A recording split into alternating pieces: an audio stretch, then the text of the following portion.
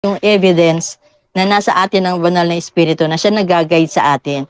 Na sometimes kapag hindi natin alam ang gagawin natin, how to pray, minsan may mga pagkakataon na hindi natin alam yung pananalangin, pero pag nag-pray tayo, nasa isip lang natin, pero yung iba yung binubukan ng bibig natin, di po ba? Yung prayer na talagang daing ang panalangin.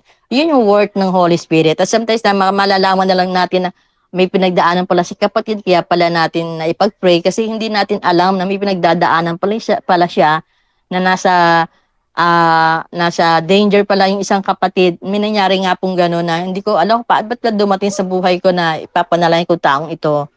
At talaga in the spirit, nag-pray ako para sa kanya. Yung pala, nasa danger pala siya, nasa kapahamakan pala siya. At kung wala yung Holy Spirit na nagtuturo sa atin how to pray, nagtuturo sa atin, nagagay sa atin ng pananalangin, maaring hindi siya natulungan sa times na yon. So yun po ang working ng Holy Spirit sa atin.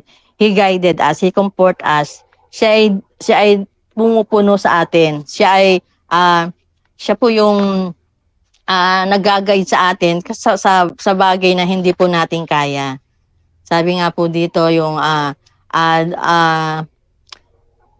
Jesus wanted to guide our life in the presence of the Holy Spirit. So, ang Panginoong Hesus ay gusto niya na tayo mamuhay kasama ang presensya ng banal na Espiritu. So, hindi po natin dapat ito ilayo sa buhay po natin. Every time sa buhay po natin ay dapat lagi natin kasama ang banal na Espiritu. Sabi nga po dito sa Luke 11:13, if you then being evil know how to give good gifts from your children, how much more shall your heavenly Father give the Holy Spirit to those who ask Him. So ito po napaka-importante ng banal ng Holy Spirit sa buhay ng mananampalataya. Di po ba? Sabi nga po, kaya nga po, ito po ang ipinagkaloob sa atin ng Panginoon na hindi po natin dapat po natin i-appreciate, dapat po natin laging i-acknowledge ang pagkilos ng banal na Espiritu, ng Holy Spirit sa ating buhay. He give us, sabi nga po, binibigyan po tayo ng gifts as a vessel kasi hindi po talaga enough yung ating puso. Ito po yung nagpapapuno sa ating buhay sa Christian life. Itong Holy Spirit, itong banal na Espiritu. Sabi nga dito, this is the essence of the Christian life. It is a walk in faith, but more than it is living in the Spirit-filled life. Ayan, kailangan po natin mamuhay ng punuin ang ating buhay ng presensya ng banal na Espiritu. Kasi yung Holy Spirit ay naandyan na sa atin. Ito po yung third person of the Trinity, di po ba? The Spirit of God abide with Jesus throughout the earthly ministry and this earth. So, at yun din po ang iniwan sa atin, yung banal na Espiritu sa ating puso, sa bawat mananampalataya. So, dapat po natin na laging i-ask sa ating Ama na ibigay po sa atin itong pangunahan tayo ng banal na Espiritu. Dahil sabi nga po ng Panginoon doon sa mga disipulo na it is another helper for us. Ito po ay isang patnubay sa ating bawat mananampalataya na kailangan po natin tanggapin. Amen. So, ayan. So, ang kailangan po natin sa ating buhay ay, siya po yung ating source of communication to our God, yung Holy Spirit. One of the role of the Holy Spirit is that intercessor. Ayan. Yung mag-intercede po tayo through prayer. Ayan po. Yan po ang isang work ng Holy Spirit. Kaya po meron po tayong kailangan po natin yan sa buhay ng bawat isa. Sabi nga po dun sa Romans 8:26-27, sabi po dito, in the same way, the Spirit also help our weaknesses, for we do not know how to pray as we should. But the Spirit Himself intercede for us with groaning deep for words. And He who searches the hearts know that the mind of the Spirit is, because He intercede for the saint according to the will of God. Ayan po. Sabi ng Panginoon sa Romans 8:26, gayon din yung sinabi ko po kanina, na tinutulungan tayo ng Banal na Espiritu sa ating kahinaan.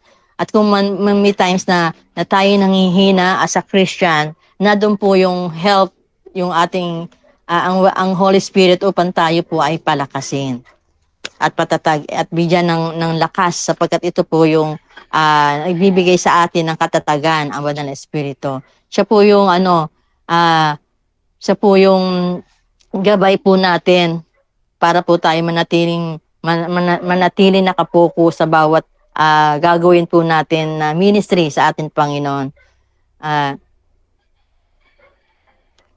Ayan po. So yun po, yung pong kailangan po natin i-develop yung work ng Holy Spirit sa buhay po natin upang sa ganun po ay patuloy po tayong maging tulad ng ating Panginoon na nagawa po niya yung kanyang task dito sa mundo. Kasi bawat isa po sa atin, meron po inilaan ng Panginoon na dapat po natin gawin. O meron po tayong mga gifts na dapat po natin ipagamit sa ating Panginoon. So pamamagitan po ng kapangyarihan ng Banal na Espiritu, doon po tayo nagkakaroon po ng lakas, doon po tayo nagkakaroon ng encouragement, at doon po tayo nagkakaroon siya po din po nagka-counsel, nagbibigay sa atin ng karunungan pamamagitan po ng Banal na Espiritu. Sabi nga po sa 1 Corinthians 6:19, hindi ba ninyo nalalaman na ang inyong katawan ay templo ng Espiritong Banal na nasa inyo, at taglay ninyo mula sa Diyos, at kayo'y hindi sa inyong sarili. So, ibig sabihin, nasa atin na po yung Holy Spirit na siyang nagbibigay po sa atin ng kapangyarihan upang tayo patuloy na maging mabuting manggagawa para sa ating Panginoon, sapagkat we are the temple of the Holy Spirit. So talaga po nasa atin na po ang kapangyarihan iyan. Kailangan lang po natin na i-exercise. Kailangan lang po natin na i-develop yung ating relationship dito sa Banal na Espiritu upang siya patuloy na makakilos sa ating kalagitnaan.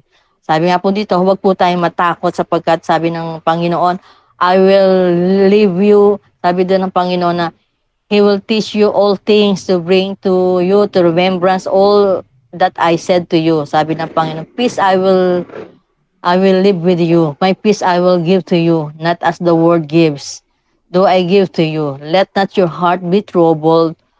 Let it be fearful.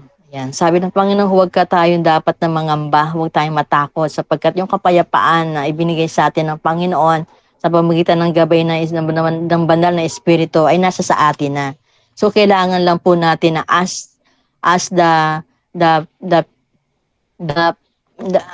hiningin po natin yung kapuspusan ng Banal na Espiritu sa ating buhay po upang hindi po tayo madaig na anumang kaaway na nakapaligid po sa atin o anuman mga nakahandang ng kaaway upang tayo po ay i-down ng kaaway, sapagkat mas malakas po yung Banal na Espiritu na pinagkaloob po sa atin Panginoon kaysa po na narito sa mundo. Amen?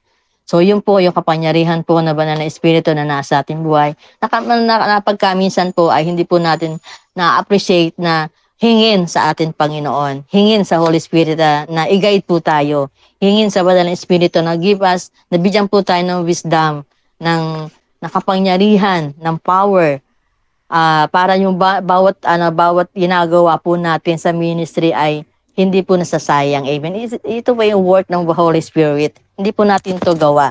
Ito po gawain na Banal na Espiritu upang tayo po gabayan. Gabayan po tayo sa katotohanan ng Banal na Espiritu. Amen. So yun po yung gabay ng ating ibinigay po sa atin. Sabi nga po ng Panginoon, now the Lord is in spirit, and where the Spirit of the Lord is, there is freedom. So malaya na po. Kung nasaan po ang Banal na Espiritu, doon po sa 2 Corinthians 3:17, kung nasaan po ang sabi nga po, kung nasaan po ang Banal na Espiritu ng Panginoon, meron po tayong kalayaan. So meron na po tayong kalayaan para magamit po natin sa ating